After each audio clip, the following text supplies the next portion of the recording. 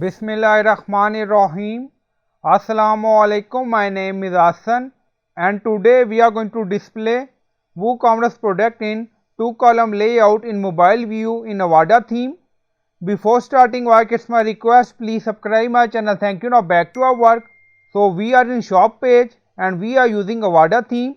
Now on mobile layout, you see 1-column layout.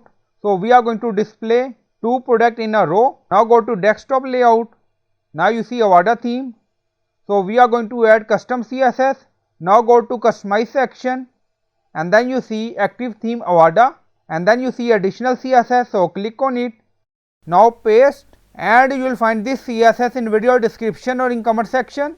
Now in custom CSS you see media only screen and then you see maximum width 712px. So this custom CSS only apply on maximum width screen 712px and we are using ul.product, li.product, width 50% important, padding 10px, display inline-block important.